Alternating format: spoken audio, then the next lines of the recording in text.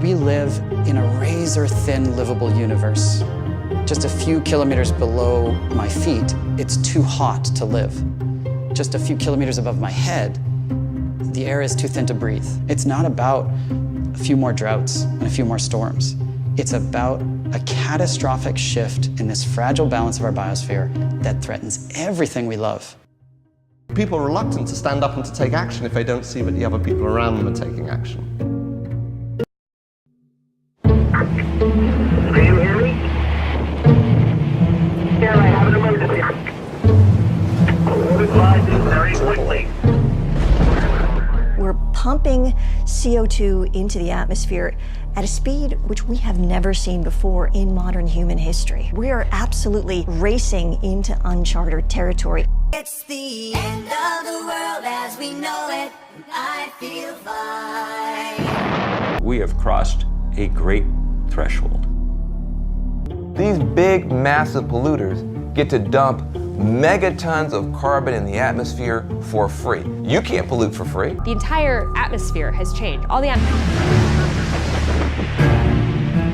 typhoon slammed the Philippines with winds of 195 miles per hour. That's higher than the winds from Hurricane Sandy and Katrina combined. The world is mobilizing to help the Philippines, but just a trickle of food and water and medicine has reached the victims of Typhoon Haiyan. More than 1 million people were forced to flee their homes, many now trying to salvage what's left. Hundreds of thousands are thronging relief centers, desperate for life's necessities. Many residents covered their faces to mask the smell of the dead while they searched for relatives in some of the hardest hit areas. This is one of the top storms ever seen on this planet.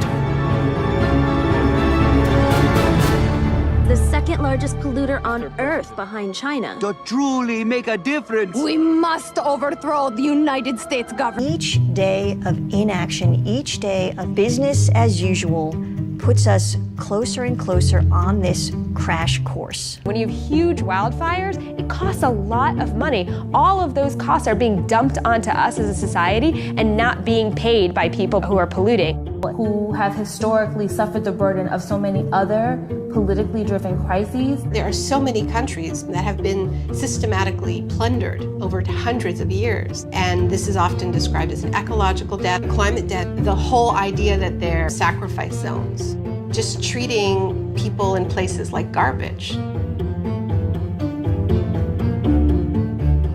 The place where it's hardest for it to sink in.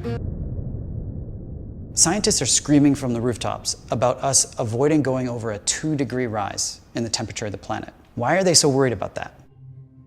If we go over that amount of warming, there are feedback loops in our ecosystems, tipping points that climate change could spin out of control, and it happens like that. There are switches that can be tripped where suddenly you are in brand new territory and you don't even begin to know what to do about it. This is not a linear kind of problem that we're dealing with. This is very much an exponential kind of problem. Right now, we're on the edge of 3 major tipping points. The first one is the Arctic ice cap. That ice cap's like a mirror. It reflects the sun's light off of the Earth and keeps it from warming us up.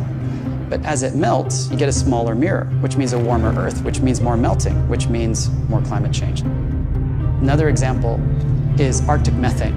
We've got a gigantic amount of methane gas frozen into the tundra.